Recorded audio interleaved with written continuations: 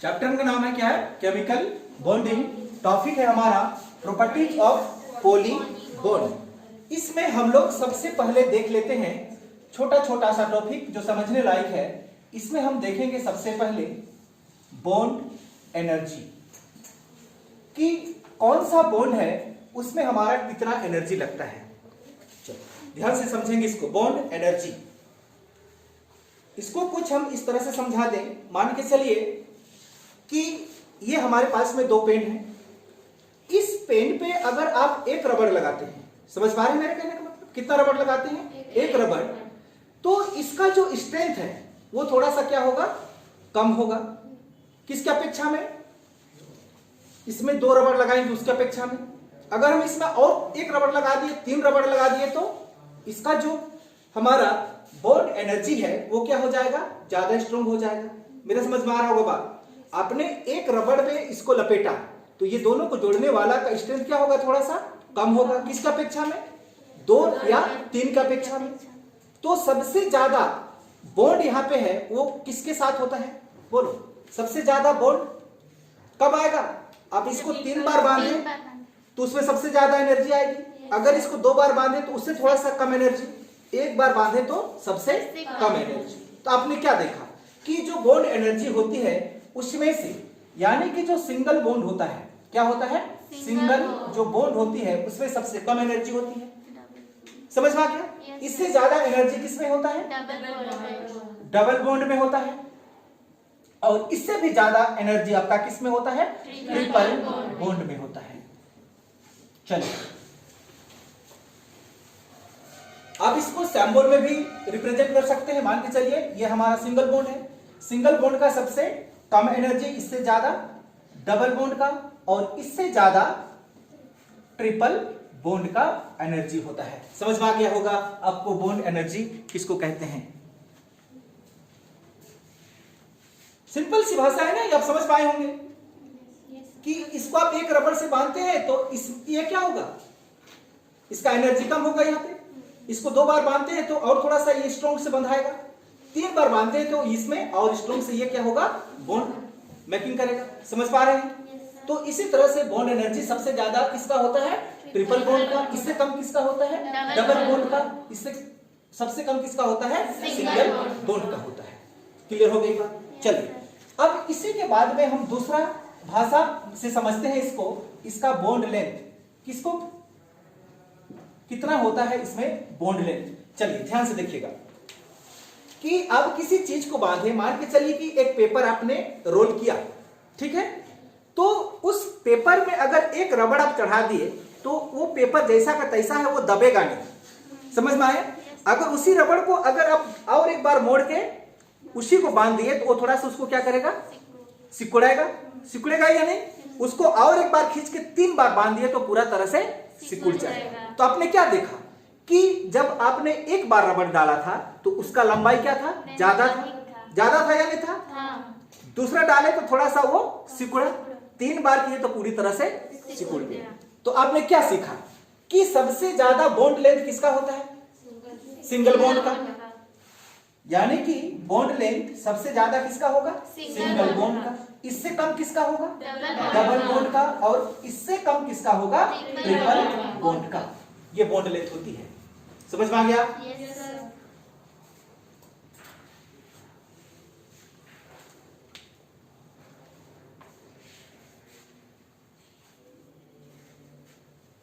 Clear?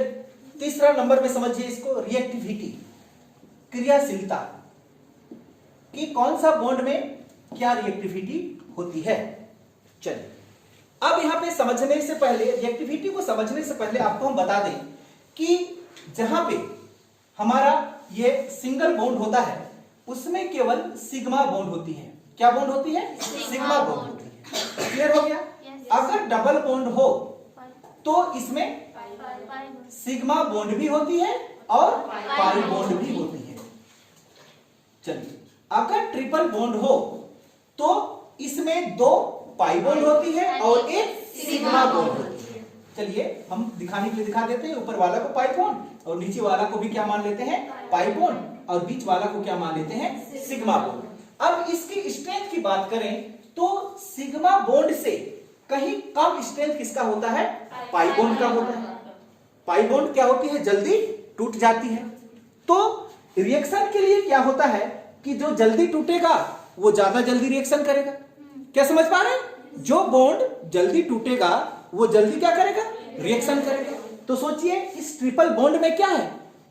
दो pi bond है और एक सिग्मा बॉन्ड है। तो पाई बॉन्ड क्या होगा? जल्दी क्या होगा? टूटेगा। तो जल्दी टूटने से जो ट्रिपल बॉन्ड से बना हुआ जो भी कंपाउंड है वो क्या करेगा? जल्दी रिएक्ट करेगा। करेगा या नहीं करेगा? तो सबसे ज्यादा यहां पे रिएक्टिविटी किसका आता है बोलिए तो? ट्रिपल बॉन्ड का। इससे कम रिएक्ट कौन करेगा? डबल बॉन्ड करेगा। और सबसे कम रिएक्ट कौन करेगा? सिंगल बॉन्ड करेगा। तो ये था हमारा क्या? Reactivity order. सबसे ज्यादा रिएक्टिविटी ऑर्डर किसका होता है? ऐसे कंपाउंड जो ट्रिपल बॉन्ड से जुड़ा हुआ हो। समझ में आ गया? इससे कम किसका होता है? डबल बॉन्ड का। और सबसे कम रिएक्टिविटी किसका होता है? सिंगल बॉन्ड का। समझ में आ गया? ये था हमारा कुछ प्रॉपर्टीज जो पॉली बॉन्ड को दिखाता है।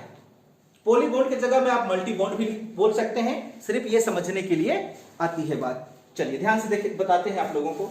ये जल्दी जल्दी नोट करेंगे, ठीक है? ये मिटा देते हैं। आ गया ना समझ में? किसी को पूछना है?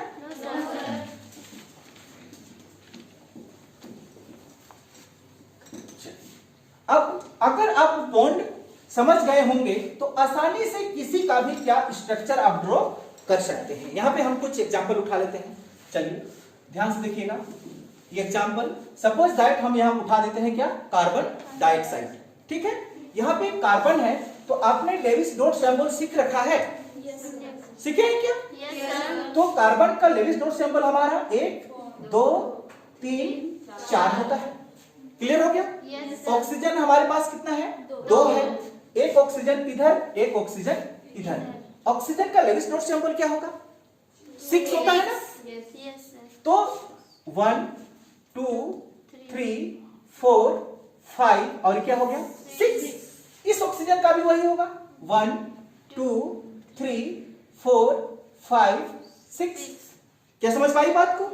अब जो अकेले है, जो लोन पेयर है, जिसका पेयर नहीं है, वो क्या करेगा? एक दूसरे से बॉन्ड बनाएगा।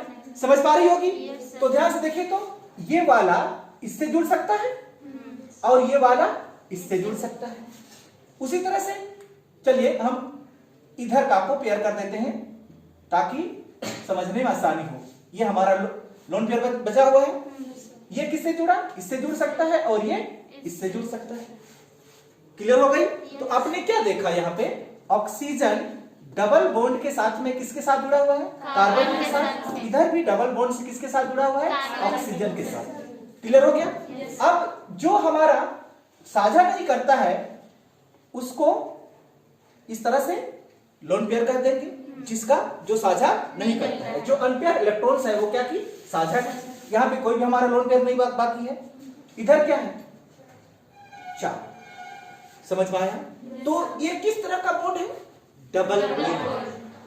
समझ में आ गया? अगर ये डबल बॉन्ड है तो आपको समझ में आना चाहिए कि यहाँ एक क्या है? सिग्मा बॉन्ड और ये क्या है? एक पाई बॉन्ड। उसी तरह इधर ये सिग्मा बॉन्ड और दूसरा क्या है? ये पाई बॉन्ड। समझ में आया?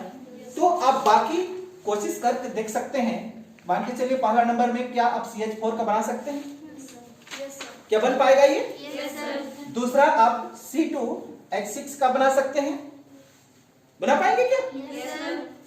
दूसरा C2H4 का भी बनेगा और एक ले लीजिए C2H2 का भी आप बना के देख लेंगे।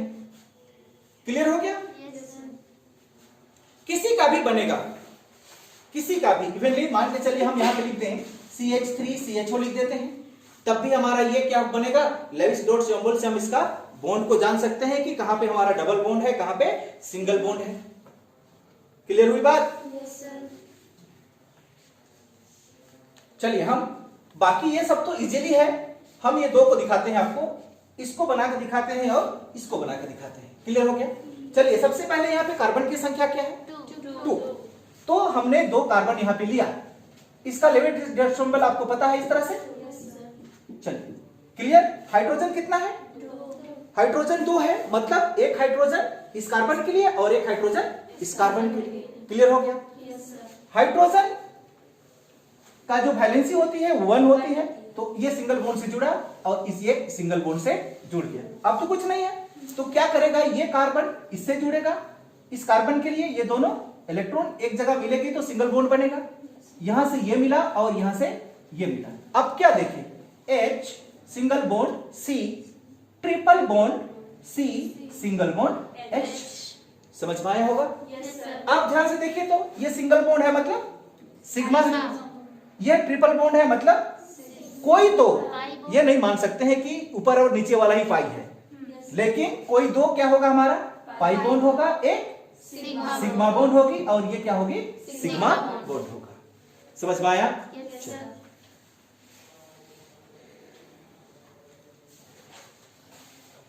बाकी आप ये इसको कोशिश करके देख लेंगे। जैसे जैसे ये सीक्वेंस में बढ़ा हुआ है उसी तरह से क्या करेंगे, आप आगे की ओर बढ़ेंगे। सब ये बताते चला जाएगा कि हमको कहां पे रखना है। तो ये होती है इसका बॉन्ड। सिर्फ आपको लेविस डॉट सिंबल आना चाहिए। क्लियर हो गया? क्या हम इसको फॉर्म करते हैं? बना दें इसको? बन जाएगा? बन गया ना? चलिए अब कोशिश करेंगे, ठीक है? आगे बढ़ते हैं और अगला टॉपिक हम लेके लाते हैं जिसका नाम है फॉर्मल चार्ज। चलिए, फॉर्मल चार्ज। अगला टॉपिक का नाम है formal charge. Charge, formal charge. हम इसको चाहे तो FC से रिप्रेजेंट कर सकते हैं, F for formal, C for charge. ये फॉर्मल चार्ज क्या चीज को इंडिकेट करता है उसको ध्यान से समझेंगे कि आपने कोई कंपाउंड फॉर्म किया। जैसे मान के चलिए कि CO2 का बात करें हम, तो इस CO2 में कार्बन की संख्या कितना है? 1, ऑक्सीजन की संख्या 2। तो हमको यह पता करना है कि इस CO2 में कार्बन में कौन सा चार्ज है। उसमें 2 ऑक्सीजन है, तो पहला ऑक्सीजन में क्या चार्ज होगी और दूसरा ऑक्सीजन में क्या चार्ज होगी। इसको जिस मेथड से हम कैलकुलेट करते हैं उसी को क्या कहा जाता है? Formal charge. ये हम एग्जांपल के तौर पे समझाएं। समझ में आ गया? तो इसका एक फार्मूला होता है हमारा, लिख लेंगे। चलिए आप लिख लेंगे। FC का मतलब समझ में आ गया होगा? FC का मतलब क्या होता है? Formal charge. Formal charge equal to होता है number of valence electron. Valence electron, किसी भी एटम का आप वैलेंस इलेक्ट्रॉन जानते होंगे। वैलेंस इलेक्ट्रॉन किसको कहते हैं? वो इलेक्ट्रॉन जो अंतिम कक्ष में उपस्थित हो, अंतिम ऑर्बिट में प्रेजेंट हो, वो क्या कहलाती है? वैलेंस इलेक्ट्रॉन्स कहलाती है। क्लियर हो गया? चलिए, माइनस यहां पे लिखेंगे नंबर ऑफ नॉन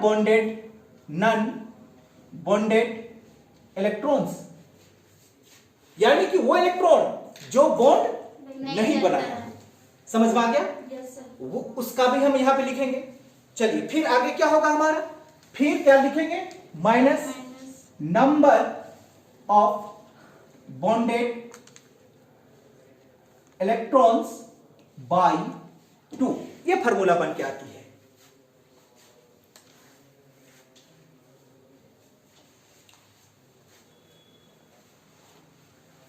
ये फार्मूला है FC कैलकुलेट करने के लिए। FC मतलब फॉर्मल चार्ज कैलकुलेट करने के लिए। लेकिन फॉर्मल चार्ज कैलकुलेट करने से पहले आपको किसी भी कंपाउंड का लेविस स्ट्रक्चर बनाना आना चाहिए, तभी आप फॉर्मल चार्ज कैलकुलेट कर पाएंगे। क्या मेरे बात समझ में आ गया आप लोगों को? चलिए हम एक एग्जांपल दिखाते हैं आपको। मान के चलिए हमने एक एग्जांपल लिखा, ध्यान से देखिएगा, CO3 यहां पे -2। ध्यान से देखिएगा क्या बताता है साइंस और क्या कहता है उसको समझेंगे। ये एक तरह का क्या है? क्वेश्चन है। अब इस क्वेश्चन में बोला जाएगा कि आप इसका फॉर्मल चार्ज को क्या कीजिए? कैलकुलेट कीजिए। क्लियर हो गया? अब इसको कैलकुलेट करने से पहले क्या करेंगे? हम इसका स्ट्रक्चर बनाएंगे। यहां पे जिसकी संख्या कम है, जो एटम की संख्या कम है, उसको हम क्या लिखेंगे? बीच में लिखेंगे। क्लियर हो गया? ऑक्सीजन की संख्या कितना है? ऑक्सीजन की संख्या यहाँ पे 3, तो लिखिए 1 ऑक्सीजन, यहाँ पे 2 ऑक्सीजन, यहाँ पे लिख देंगे 3 ऑक्सीजन। ये सिंगल था तो सेंटर में आएगा, क्लियर हो गया? आप लेविस डॉट सिंबल सबका जानते होंगे, नहीं पता आप लोगों को? जानते होंगे। चलिए ध्यान से देखिएगा, ये क्या है हमारा ऑक्सीजन, तो क्या होगा इसका 6, ये भी ऑक्सीजन है मतलब 6। चलिए 6 हो गया, क्लियर हो गया? अब ये भी ऑक्सीजन है तो इसका भी क्या होगा 6 होगा। ये कार्बन है, बोलिए 4 होगा। समझ पाई?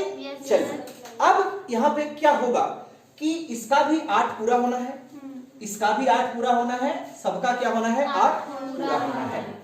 लेकिन आप यहां पे गौर से देखिएगा कि -2 है, तो यहां पे total number of valence electron अगर आप निकालना चाहते हैं तो निकाल सकते हैं। सबसे पहले चलिए total number of valence electron क्या होगा, कार्बन का 4 होता है ना वैलेंस इलेक्ट्रॉन, प्लस ऑक्सीजन का क्या होता है 6, कितना टाइम 3 टाइम, प्लस -2 का मतलब 2 इलेक्ट्रॉन ले रहा है, प्लस का मतलब देने वाला, माइनस का मतलब लेने वाला। तो कितना इलेक्ट्रॉन ले रहा है 2 इलेक्ट्रॉन। तो ये इसको भी हम क्या करेंगे 2 करेंगे, तो इक्वल टू जोड़िए 4 6 दिया 18, कितना हो गया 22 हुआ ना, 22 और 2 24। हमको टोटल इलेक्ट्रॉन्स की संख्या क्या मिला 24 मिला। तो आप इलेक्ट्रॉन को गिनिए यहाँ पे। चलिए ये 6 हो गया, 7 8 9 10 10 11 12 13 14 15 हो गया, 16 17 18 19 20 21। कैसे गिने आप लोग? इसमें अच्छा इसमें और एक, ये कितना हो गया हमारा 22 होगा, क्या हुआ 22 हुआ। अब ध्यान से देखिए इसको, कितना हो गया 22, लेकिन हमारे पास और 2 बचा हुआ है, क्या बचा हुआ है कि नहीं है? तो एक हम इसको पेयर बना देते हैं और एक यहां पेयर बना देते हैं। अब तो 24 हो गया हमारे पास, हुआ या नहीं हुआ? अब ध्यान से देखिएगा कि इसमें 2 सिंगल इलेक्ट्रॉन्स है, तो ये इसके साथ बॉन्ड बना लिया, ये इसके साथ बॉन्ड बना लिया। अब ये वाला इसके साथ बॉन्ड बनाया और ये वाला इसके साथ बॉन्ड बनाया। क्या समझ पा रही? अब गिनिए तो 6 7 8 कंप्लीट, 6 7 8 कंप्लीट। ये क्या हुआ 4 और इधर 4, क्या कंप्लीट हुआ? ये देखिए इधर 4 5 6 7 8, क्या समझे आप? सबका कंप्लीट है। और यहाँ पे क्या लिख देंगे हम -2, क्योंकि 2 इलेक्ट्रॉन्स लिया है। समझ पाई या नहीं समझ पाई? आया समझ में? चलिए आप देखिए यहाँ पे जो बॉन्ड नहीं बनाया है इस ऑक्सीजन का कितना है 4 इलेक्ट्रॉन, बॉन्ड बनाने वाला 2 या 4 नहीं है। इसका बॉन्ड नहीं बनाने वाला संख्या 6, इसका 6 बॉन्ड बनाने वाला 2, इसका 2। कार्बन का टोटल बॉन्ड बनाने वाला, कार्बन का टोटल बॉन्ड बनाने वाला 8। समझ में आ गया होगा? चलिए नामकरण हम कर देते हैं जानने के लिए। इस ऑक्सीजन का नाम क्या दे देते हैं A, इस ऑक्सीजन का नाम क्या दे देते हैं B, इस ऑक्सीजन का नाम क्या दे देते हैं C। समझ में आया?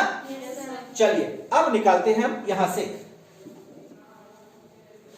Fc यानी कि फॉर्मल चार्ज ऑफ OA, यानी कि इस ऑक्सीजन का हम फॉर्मल चार्ज निकाल रहे हैं। समझे कि बाय पार्ट्स, ठीक है ना? चलिए तो Fc इक्वल टू, बोलिए यहां पे क्या लिखा हुआ है नंबर ऑफ वैलेंस इलेक्ट्रॉन। तो हम क्या लिए हैं ऑक्सीजन, ऑक्सीजन का वैलेंस इलेक्ट्रॉन क्या होती है 6 होता है या नहीं होता? होता है। बीच में क्या साइन है माइनस। क्या लिखा हुआ है number of non bonded electrons.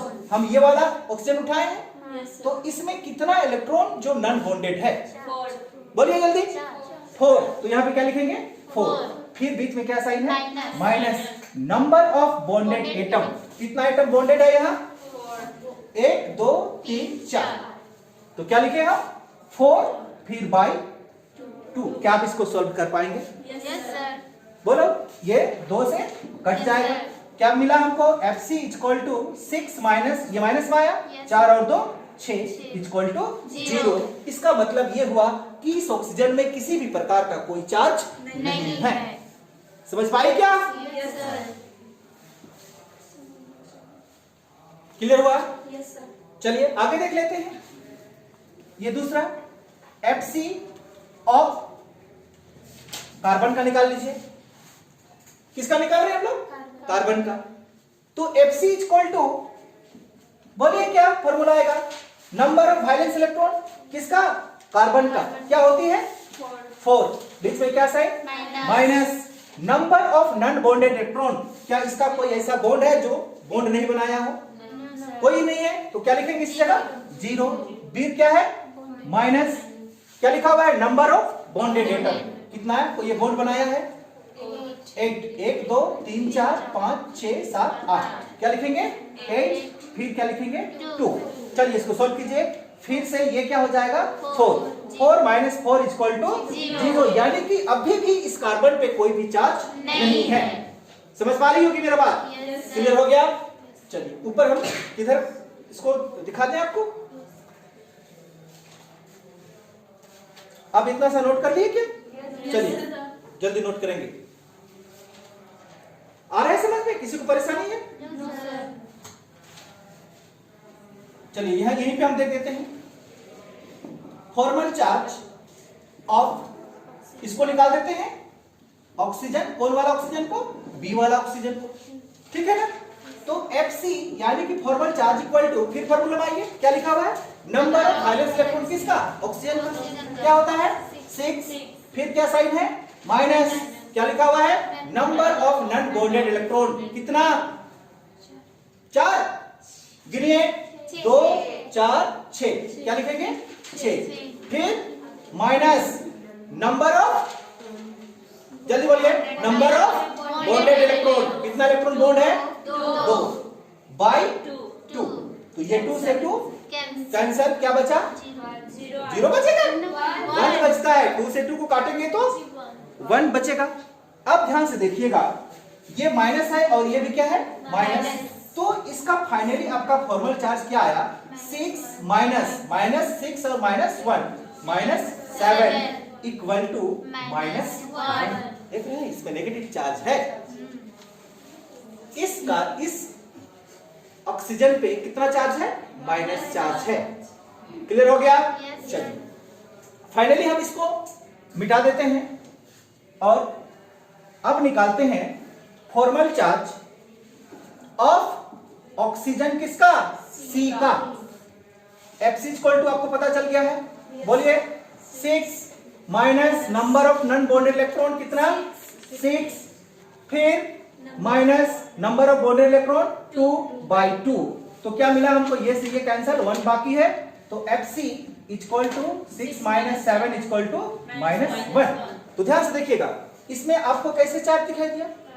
-1। और इसमें क्या चार्ज दिखाई दिया? -1। तो यही -1 -1 क्या दिखाई देता है? -2। साइंस में गजब का चीज होती है या नहीं है? यही -1 और ये -1 दोनों को जोड़ेंगे तो क्या मिलेगा हमको? -2 मिलता है। समझ में आया? चलिए जल्दी से नोट डाउन करेंगे। अगर आप चाहें इसको और थोड़ा सा आगे बढ़ाने के लिए तो आप यहां पे लिख लीजिए। ध्यान से देखिएगा, टोटल चार्ज आप निकाल लीजिए। कितना कितना है? सबसे पहले हम निकाले थे इस कार्बन का, उसका चार्ज क्या था? 0। सी का क्या था? 0 था या नहीं था? इसके लिए क्या था? -1 प्लस इसके लिए भी क्या था? -1 इक्वल टू -2। समझ पाई? यही -2 ये वाला है। क्लियर हुआ? अब बनाएंगे क्वेश्चन हम दे? Yes sir. मिटा दे रहे? हो गया सबका? Yes sir. देखो लाइव क्लास में नहीं समझ में आता, समझ में आ रही है क्यों हम ऑफलाइन क्लास के लिए बुलाए?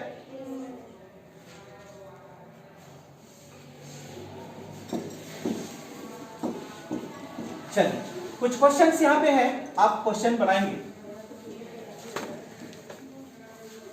लिखिए Cn नेगेटिव, जल्दी चलिए जल्दी बनाइए। Cn negative. सबसे पहले क्या कैलकुलेट करेंगे? इसका total number of valence electron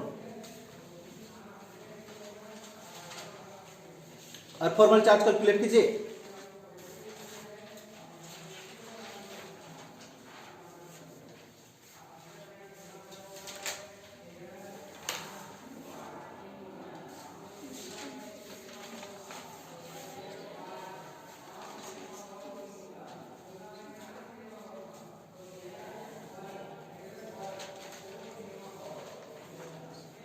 Levi's dot symbol कीजिए। सबसे पहले तो आप क्या निकालेंगे, देखिए हम यहाँ पे ये भी बता देते हैं कि वैलेंस इलेक्ट्रॉन कैसे कहते हैं। मान के चलिए कार्बन है तो कार्बन की परमाणु संख्या क्या होती है, 6 होती है। अगर इसका कॉन्फ़िगरेशन करते हैं तो आपको क्या मिलेगा, 2 4। तो यही 4 क्या कहलाता है, इसका वैलेंस इलेक्ट्रॉन कहलाता है। उसी तरह से क्या है हमारे पास, नाइट्रोजन क्या होती है, 7, मतलब 2 और 5, तो इसका वैलेंस ये हुआ। लेविस डॉट सिंबल में आते हैं किसका, कार्बन का, तो क्या होगा, यही 4 फॉर्म करते हैं, 1 2 3 4, सही है। उसी तरह से नाइट्रोजन में आइए, क्या है 5, इसी 5 को करते हैं 1 2 3 4 और क्या करते हैं 5, समझ में आ गया होगा। लेकिन आप इसका टोटल नंबर ऑफ क्या निकालते हैं, ध्यान से देखिएगा, total number of valence electrons, तो क्या मिलेगा आपको, बोलिए तो। इसका 4 है, इसका क्या है 5 है, यहाँ पे माइनस का साइन है, मतलब एक इलेक्ट्रॉन जुड़ेगा, यानी कि क्या होना चाहिए, 10 होना चाहिए। समझ पा रही होगी। चलिए अब इसको ध्यान से देखिएगा, ये वाला इससे, ठीक है, ये वाला इससे और ये वाला इससे, समझ में आया। अब क्या समझे, ध्यान से देखिए तो, ये 1 2 3 4 5 6, जबकि इसको क्या चाहिए, 8 चाहिए। तो एक इलेक्ट्रॉन क्या कर रहा है, ये ले रहा है, ले रहा है कि नहीं ले रहा है, ले रहा है, मतलब यहां पे क्या हो जाएगा, एक इलेक्ट्रॉन लगेगी ना, क्या समझ पा रही है। और इसके ऊपर में क्या हो जाएगा, एक माइनस का साइन। आपने क्या देखा, सी क्या लगा है, ट्रिपल बॉन्ड किसके साथ, एन के साथ, और यहां पे क्या साइन लग जाएगा, माइनस का साइन लग जाएगा। जो यहाँ पे शेयर नहीं किया है उसको आप रिप्रेजेंट कर सकते हैं। यहाँ पे ये जो 2 दिखाई दे रहा है, इसको भी आप यहाँ से क्या कर सकते हैं, रिप्रेजेंट कर सकते हैं फिलहाल के लिए, ठीक है। चलिए अब हम इसका क्या करते हैं, एफसी कैलकुलेट कर देते हैं। चलिए ध्यान से देखिएगा, एफसी ऑफ किसका निकालते हैं, कार्बन का। चलिए कार्बन का, तो आप जानते होंगे एफसी इक्वल टू, फॉर्मूला हमारा क्या था, नंबर ऑफ वैलेंस इलेक्ट्रॉन। किसका, हम कार्बन का निकाल रहे हैं तो कार्बन का लेंगे, क्या है हमारे पास में 4, फिर क्या साइन देंगे, माइनस, फिर फॉर्मूला में क्या लिखा हुआ है, नंबर ऑफ नॉन बॉन्डेड। कितना नॉन बॉन्डेड है, 0, ये दिखाई देता है, कितना 2, फिर क्या साइन है, माइनस, बोलिए नंबर ऑफ बॉन्डेड इलेक्ट्रॉन कितना है, 6 है ना, 6, तो 6/2, ये काट दे क्या, ये क्या लग जाएगा हमारा 3। तो FC इक्वल टू, बोलिए तो 4 माइनस 2 और 3 माइनस 5 इक्वल टू -1। आया समझ में।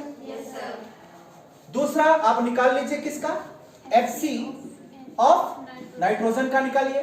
तो FC इक्वल टू, बोलिए 5 माइनस कितना 2 माइनस 6/2, बोलिए यहां पे क्या लग जाएगा 3, तो 5 माइनस 5 इक्वल टू 0।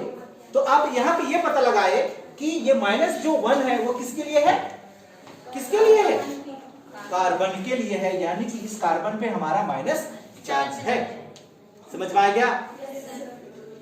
इस तरह से फॉर्मल चार्ज कैलकुलेट किया जाता है। अब किसी का भी बना लेंगे, बन जाएगा ना कि नहीं बनेगा। कल के लिए हम होमवर्क देते हैं, अब बना के आएंगे।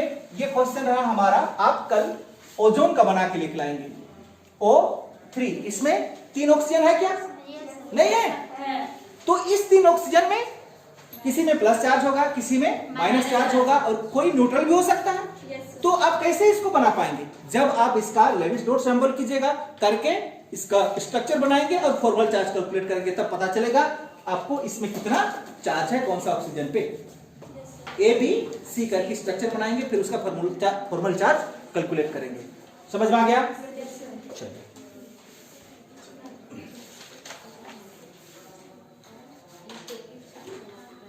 किसी को पूछना है?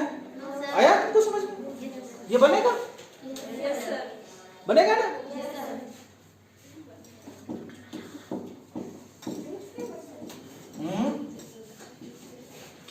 किसी का भी कैलकुलेट कर सकते हैं आप, नहीं होगा?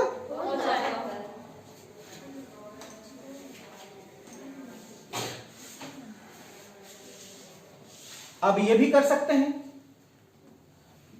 SO4 आप जानते हैं ना, इसमें -2 लगा होता है। अब ये भी बना के लिख लाइएगा कि किसका फॉर्मल चार्ज है, ये S का है कि O का है। समझ पा रही है? वो अपने बताएगा कि चार्ज किस में लगा हुआ है, लेकिन सबसे पहले क्या करना होगा, इसका स्ट्रक्चर ड्रॉ करना होगा। क्लियर हो रही बात? चलिए, अब हम लोग का जो टॉपिक आता है उसका नाम है ओवरलैपिंग। ओवरलैपिंग, चलिए समझिएगा। ओवरलैपिंग क्या बोल रही है? कुछ बोलना है? ओवरलैपिंग हिंदी में अति व्यापन कहते हैं। क्या कहते हैं? अति व्यापन। ओवरलैपिंग हिंदी में नाम लिखना चाहते हैं, लिख सकते हैं, अति व्यापन कहते हैं ओवरलैपिंग को।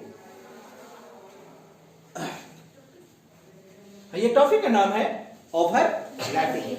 ये ओवरलैपिंग हमारा वैलेंस बॉन्ड थ्योरी के बेस पे आधारित होता है। किसके बेस पे? वैलेंस बॉन्ड थ्योरी, जिसको शॉर्ट फॉर्म पे क्या कहते हैं? VBT कहा जाता है, वैलेंस बॉन्ड थ्योरी। इसके अकॉर्डिंग्स पे क्या बनता है? हमारा ओवरलैपिंग बनता है। समझ में आ गया? इसको हिटलर और जर्मन दो साइंटिस्ट थे जो 1927 में क्या किए थे? प्रपोज किए थे।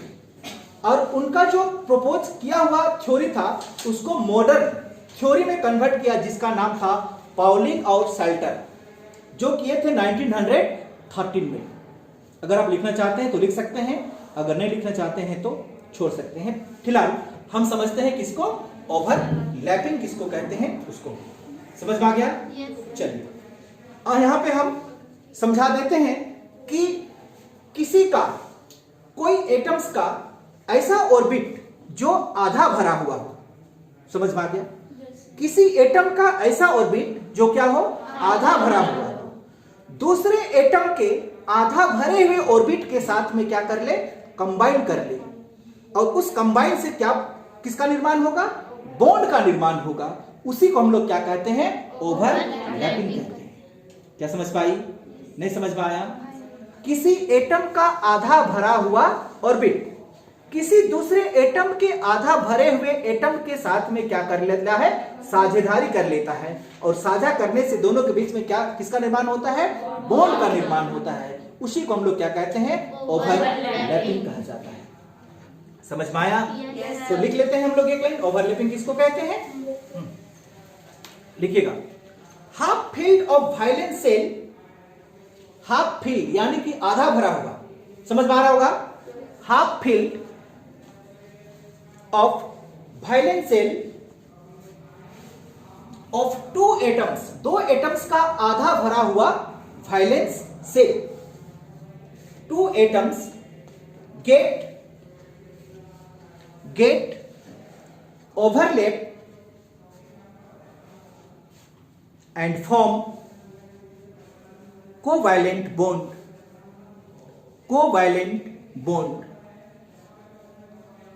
This phenomenon are known as overlapping. इसी घटना को हम लोग क्या कहते हैं? ओवरलैपिंग कहते हैं। ओवरलैपिंग कहते हैं। समझ में आ गया? चलिए, अब इसको जानने से पहले इसको और समझ लेते हैं कि यहां पे जब दो इलेक्ट्रॉन्स आपस में बॉन्ड बनाने के लिए क्या कर रहा हो? ओवरलैप कर रहा हो, तो इसका जो स्पिन वैल्यू होता है, क्या होता है? स्पिन जो वैल्यू होता है, अगर एक इलेक्ट्रॉन का क्लॉकवाइज है तो दूसरे का क्या होगा, एंटी क्लॉकवाइज। चल यहाँ पे आपको समझा देते हैं, या आप लिखना चाहते हैं तो लिख सकते हैं, फिर समझाते हैं आपको। दूसरा पॉइंट करके लिख लीजिएगा, क्योंकि आगे चल के अभी ये काम देने वाला है। चलिए दूसरा पॉइंट लिखिएगा, लिख लीजिए, participate of atomic orbitals electron should be opposite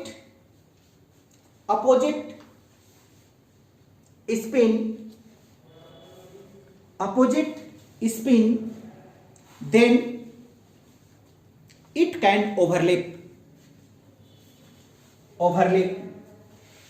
समझिएगा, यहां पे मान के चलिए कि हमारे पास में क्या है, दो एटम्स हैं।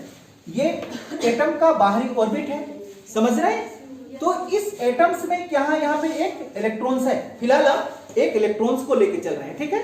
अगर ये इलेक्ट्रॉन्स इस दिशा में रोटेट कर रहा है, घड़ी के उल्टा दिशा में, तो जो दूसरा एटम्स होगा उसका ये इलेक्ट्रॉन्स, ये दोनों तो क्या करेगा, शेयरिंग करेगा, और दोनों क्या बनाएगा, बॉन्ड बनाएगा। अगर इस एटम का ये इलेक्ट्रॉन एंटी क्लॉकवाइज घूम रहा है तो इस इलेक्ट्रॉन्स को क्या करना होगा, क्लॉकवाइज घूमना होगा, तब भी ये दोनों आपस में क्या कर सकते हैं, ओवरलैप कर सकते हैं। समझ में आई, समझ पाई? चलिए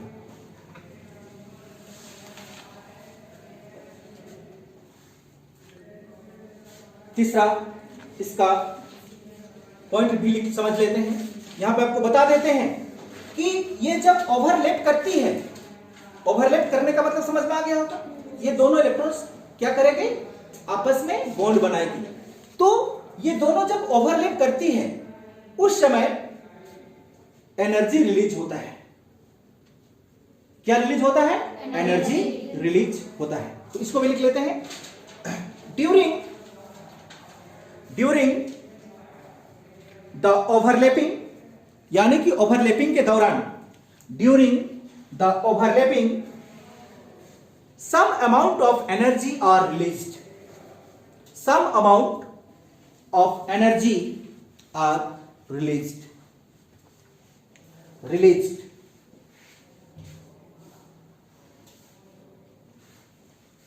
समझ में आ गया? ओवरलैप करने के समय क्या निकलता है, कुछ मात्रा में ऊर्जा मुक्त होती है, एनर्जी रिलीज होती है। यह था हमारा ओवरलैपिंग के बारे में। अब जानते हैं हम ओवरलैप कैसे करता है। एकदम इजी है। क्या इतनी सी आपको कहीं पे कंफ्यूज है? नहीं है ना? तो चलिए अब थोड़ा सा ओवरलैपिंग को जाने से पहले हम शेप के ऊपर बात कर लेते हैं, जो आपने पिछले बार में पढ़ चुका है। शेप ऑफ ऑर्बिटल्स पढ़े हैं या नहीं पढ़े? पढ़े, लेकिन यहाँ पे इसकी अभी जरूरत पड़ेगी, इसलिए हम इसको आपको बता देते हैं, शेप ऑफ ऑर्बिटल्स।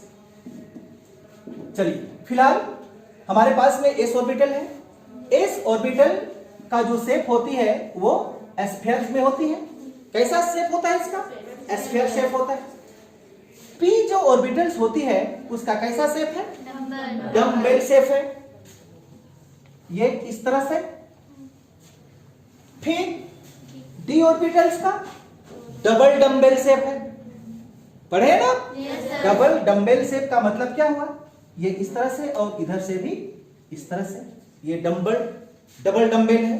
तो ये आप तीन का शेप याद कर लेंगे। फिलहाल हमको एफ की जरूरत नहीं पड़ेगी, ठीक है? चलिए अब समझ लेते हैं यहां पे हम लोग क्या क्या चीज होती है उसको।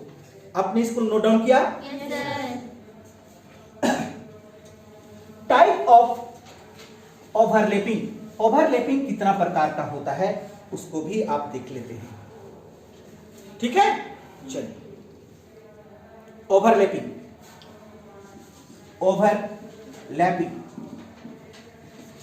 ये जो ओवरलैपिंग होती है ये हमारा मेनली तीन टाइप का होता है। कितना टाइप का होता है? तीन टाइप का होता है। और ये कौन कौन होती है उसको भी देख लीजिए। पहला जो हम जानते हैं वो होता है एस ओवरलैपिंग, एस ओवरलैपिंग। दूसरा अब क्या जानते हैं? एसपी ओवरलैपिंग और पीपी ओवरलैपिंग। ये मेनली 3 प्रकार का क्या होता है हमारा ओवरलैपिंग होता है। क्लियर हो गया? लेकिन ये जो पीपी ओवरलैपिंग है ये आगे जाके 2 भाग में फिर से टूटता है। समझ में आ गया? चलिए अब ये 2 भाग में टूटता है, वो 2 भाग कौन कौन सा है उसको अभी हम समझ लेते हैं। जो पहला भाग में टूटता है कौन सा ओवरलैपिंग? पीपी ओवरलैपिंग का, उसका नाम है, ध्यान से देखिएगा, P P P P head on. Head on, head का मतलब समझ में आता है? Head on overlapping. शीर्ष, हेड का मतलब क्या होता है? शीर्ष, जो शीर्ष की ओर जुड़ा होता है। 2 हमारे पास में क्या ऑर्बिट हो? पी का ही ऑर्बिट हो, लेकिन वो किधर से जुड़ा हो? शीर्ष, दोनों का सिर एक दूसरे से जुड़ा हो, तो उसको हम लोग क्या कहते हैं? पीपी हेड ऑन ओवरलैपिंग कहा जाता है। ये कहां से निकल के आया? पीपी ओवरलैपिंग से। समझ में आ गया? और इसी का दूसरा जो ओवरलैपिंग है उसको हम लोग क्या कहेंगे? ध्यान से देखिएगा, पीपी साइड ऑन ओवरलैपिंग। क्या कहेंगे इसको? पीपी साइड ऑन, वो साइड से क्या रहेगा? जुड़ा हुआ रहेगा। ये सिर तरफ से जुड़ा हुआ रहेगा और वो साइड से जुड़ा हुआ रहेगा, इसलिए इसको क्या कहें? PP side on overlapping. समझ में आ गया? आपने इससे पहले सेफ्टी देख लिया था और अभी हम लोग टाइप ऑफ ओवरलैपिंग भी देखे, जो मेनली कितने प्रकार का होता है? 3 प्रकार का। एसएस ओवरलैपिंग, एसपी ओवरलैपिंग और पीपी ओवरलैपिंग। ये लेकिन ये पीपी ओवरलैपिंग फिर से 2 तरह से टूटता है, जिसका नाम क्या है? पीपी हेड ऑन ओवरलैपिंग और PP side on overlapping. Clear हो गया? कि कहने का मतलब है कि आप दोनों सिर से जुड़े हुए हैं। समझ में आ गया? उसको हम लोग क्या बोलेंगे? PP head on overlapping. Side on overlapping मतलब इधर से आप जुड़े हुए हैं एक दूसरे से। समझ में आ गया? उसको क्या कहेंगे? Side on overlapping. चलिए अब इसी को हम एक एक करके समझते हैं, ठीक है?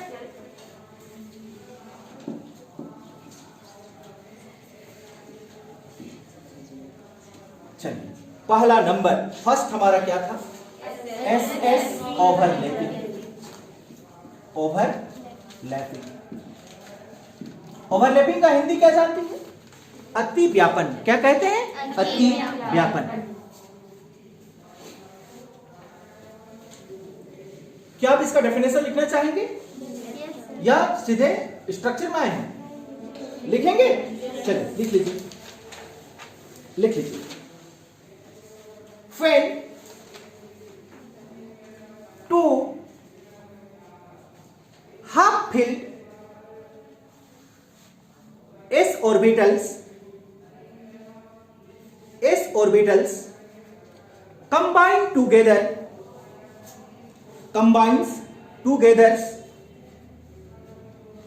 to form SS overlapping। SS overlapping. क्या समझ पाई? अगर हमारे पास में क्या हो? 2 एस ऑर्बिटल हो और दोनों क्या हो? आधा भरा हुआ हो। दोनों क्या करता है? आपस में कंबाइन करता है, उसी को हम लोग क्या कहते हैं? एसएस ओवरलैपिंग कहते हैं। चलिए यहां पे समझ लेते हैं हम लोग। मान के चलिए एस ऑर्बिटल बोला है यहां पे, तो एस ऑर्बिटल का शेप क्या होता है? स्फीयर में होता है। चलिए हमारे पास में 2 एस ऑर्बिटल, ये एस ऑर्बिटल है और दूसरा भी हमारा क्या होगा? एस ऑर्बिटल, जिसकी शेप क्या होती है? स्फीयर में होती है। ये दोनों यहां पे क्या करता है? एसएस ओवरलैपिंग करेगा, ओवरलैपिंग। तो ध्यान से देखिए, तो ये क्या बनाएगा? बोलिए, ओवरलैप करेगा दोनों। तो ये एस है और ये भी क्या है? हमारा एस है। यहां पे क्या हुआ? ओवरलैप हुआ। अब यहां पे ओवरलैप हुआ, तब इसका कुछ आगे जो फिगर आएगा वो किस तरह से आएगा? अब चाहे तो ये वाला बीच वाला भाग को क्या करते हैं? मिटा देंगे। जैसे कि हम यहां पे दिखा दें कि ये इस तरह से क्या है? ओवरलैप है यहां से इस फिगर को, इस वाला भाग को आप क्या कर दें, मिटा दें, तो आपको कुछ इस तरह से नजर आएगा। ये वाला क्या है, एस, और यहाँ पे क्या है, एस। तो यहाँ पे बना हुआ ये जो ओवरलैप है, इसको हम लोग क्या कहते हैं, एस एस ओवरलैपिंग। एक एस ऑर्बिटल दूसरे एस ऑर्बिटल के साथ में क्या किया है, ओवरलैप किया हुआ है। समझ पाई होगी, क्या समझ पाई? और ये ओवरलैपिंग पे यहाँ पे किसका निर्माण होता है, सिग्मा बॉन्ड का निर्माण होता है। ये भी आप ध्यान देंगे, समझ में आया? इस ओवरलैपिंग पे, एस एस ओवरलैपिंग में कौन सा बॉन्ड का फॉर्म होता है, सिग्मा बॉन्ड। चलिए आपको हम एग्जांपल पे समझा देते हैं, ध्यान से देखिए। मान के चलिए हमारे पास में क्या है, हाइड्रोजन है। क्या है, हाइड्रोजन। तो हाइड्रोजन है, तो इस हाइड्रोजन का परमाणु संख्या क्या होता है, 1। इसका कॉन्फ़िगरेशन आप लिखना चाहें तो आप क्या लिख सकते हैं, 1s1। देखिए तो ये ऑर्बिटल को दिखाया है या नहीं है? तो और एक हमारे पास हाइड्रोजन है, इसका भी लिखना चाहे तो क्या होगा, 1s1। क्लियर हो गया? अगर एस ऑर्बिटल है तो इसके लिए हमारा सिंगल बॉक्स का निर्माण होगा। हम इसको चाहें तो इस डायरेक्शन में दिखा सकते हैं और इसको चाहें तो डाउन डायरेक्शन में निकाल सकते हैं, क्योंकि हमने अभी पढ़ा कि ओवरलैपिंग के लिए जो इलेक्ट्रॉन्स प्रेजेंट है वो अगर एक क्लॉकवाइज है तो दूसरे को एंटी क्लॉकवाइज होना चाहिए। समझ पा रही होगी बात? तो ये अगर अप डायरेक्शन पे है, इसका क्या होना चाहिए, डाउन डायरेक्शन पे होना चाहिए। आया क्या समझ में? चलिए अब इसको समझिएगा कि ये हाइड्रोजन है, एस है, तो ये हाइड्रोजन का क्या होगा, एस ऑर्बिटल्स होगा।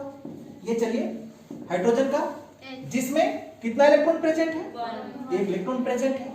प्लस ये भी क्या है, हाइड्रोजन, तो इसका भी शेप क्या होगा, हमारा स्फीयर ही होगा। इसमें भी क्या प्रेजेंट होगा, 1 ही इलेक्ट्रॉन प्रेजेंट होगा। अगर ये हमारा एंटी क्लॉकवाइज है तो ये क्लॉकवाइज है। ये कैसा ऑर्बिट है, एस ऑर्बिट है या नहीं है?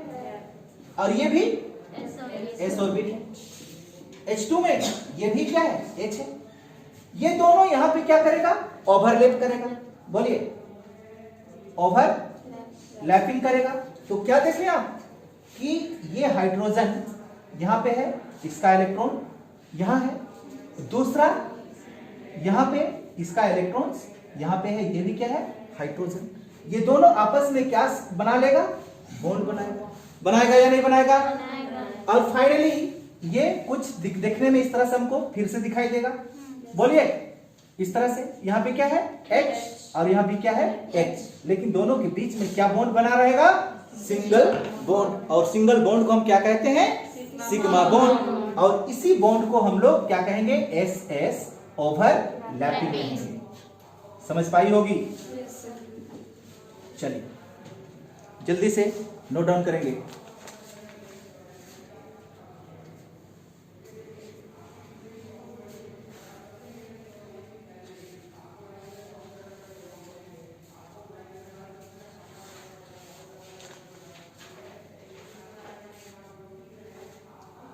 हो गया? चलिए अगला है हमारा sp ओवरलैपिंग। sp ओवरलैपिंग कहने का मतलब आप समझ पा रहा होगा कि एक ऐसा ऑर्बिट, s ऑर्बिट जो आधा भरा हुआ हो, और दूसरा p ऐसा ऑर्बिट जो आधा भरा हुआ हो, आपस में क्या करेगा, ओवरलैप करेगा। और s और p ऑर्बिट से ओवरलैप किया हुआ बॉन्ड को ही हम लोग क्या बोलेंगे, sp ओवरलैपिंग कहेंगे। समझ में आ गया ना? तो चलिए पॉइंट नंबर 2, जिसका नाम हम क्या देंगे, sp ओवरलैपिंग। यहां पे केवल p लिखना है। डेफिनेशन लिखना चाहते हैं तो हम लिखा दें यहां पे। चलिए, when half filled of s orbital of the one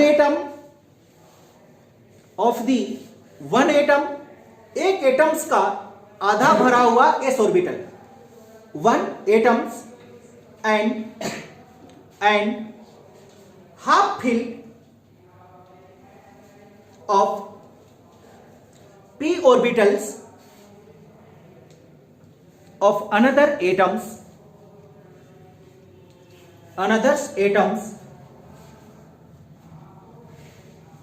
combines together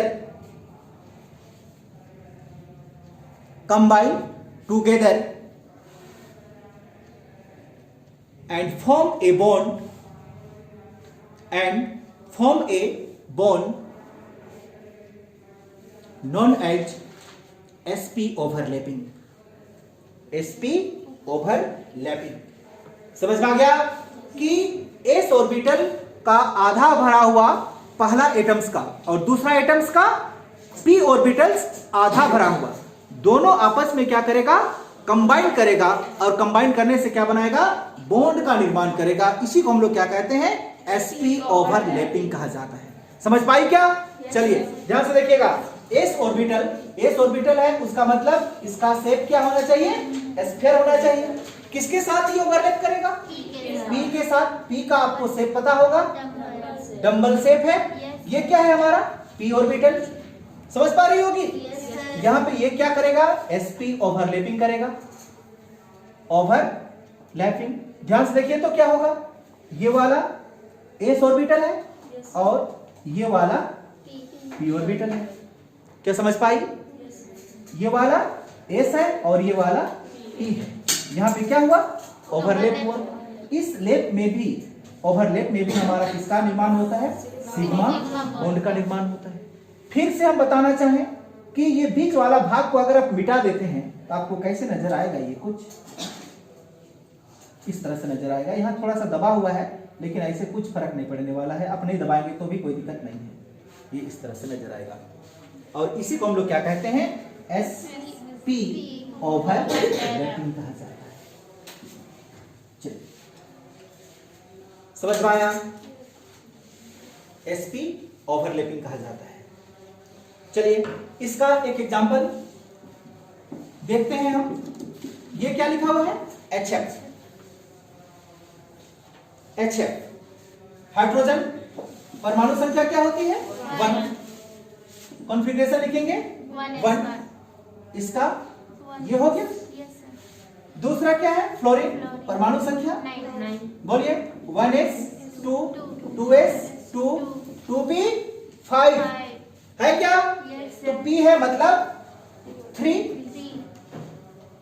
1 2 3 4 5। देखिए इसका सिंगल और इसका भी सिंगल, लेकिन ये कहां पे क्या, p पे। इसको क्या कहेंगे हम लोग, बोलो तो 2px बोल सकते हैं, इसको 2py, इसको 2pz बोल सकते हैं। यानी कि 2pz हमारा क्या है, अनपेयर, इसका जोड़ा नहीं है, तो ये इसके साथ में क्या बनाएगा, कंबाइन करेगा या नहीं करेगा। चलिए ध्यान से देखिएगा, इसी को हम आगे बढ़ा देते हैं। ये क्या है हमारा, हाइड्रोजन, जिसमें एक इलेक्ट्रॉन्स है, समझ पा रही है। दूसरी हमारे पास में क्या है, 2pz, ये किसका है, 2pz। इसमें भी क्या है, एक इलेक्ट्रॉन्स है। अब चाहे तो इलेक्ट्रॉन्स शो कर सकते हैं, आपस में ये दोनों क्या करेगी, कंबाइन करेगा।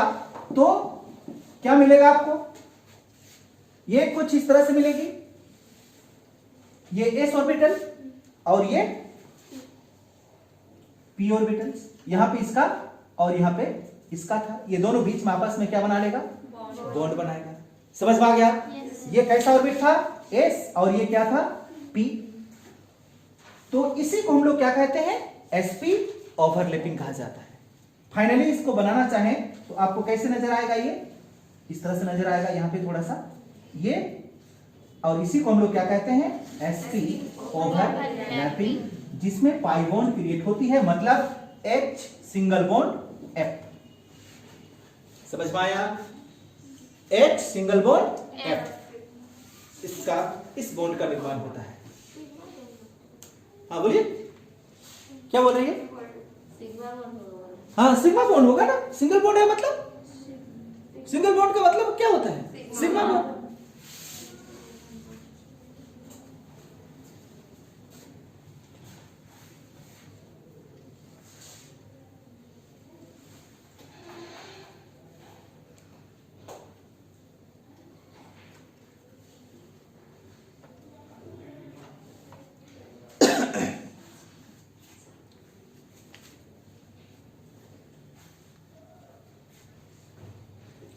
ये चैप्टर खत्म करते, हो गया। पी हमारा बाकी है, पीपी ओवरलैपिंग, जो दो प्रकार का होता है। बोलिए कौन कौन होता है? पीपी हेड ऑन ओवरलैपिंग और एक PP side on overlapping. PP overlapping जो शीर्ष की ओर से हेड ऑन ओवरलैपिंग होगा, उसमें भी हमारा सिग्मा बॉन्ड ही आएगा, समझ में आ गया। लेकिन जो हमारा साइड ऑन ओवरलैप होगा किसका? पीपी का, उसमें हमारा पाई बॉन्ड भी आएगी और सिग्मा बॉन्ड भी आएगा, दोनों बॉन्ड आएगा। ठीक है, चलिए इसको हम कल देखते हैं। अब घर में जाके क्या करेंगे? रिवीजन करेंगे, फॉर्मल चार्ज भी देखेंगे 2-4 बना के, और इसको भी, और चाहे तो एक आध एग्जांपल आप ले सकते हैं। समझ में आ गया? चलिए ठीक।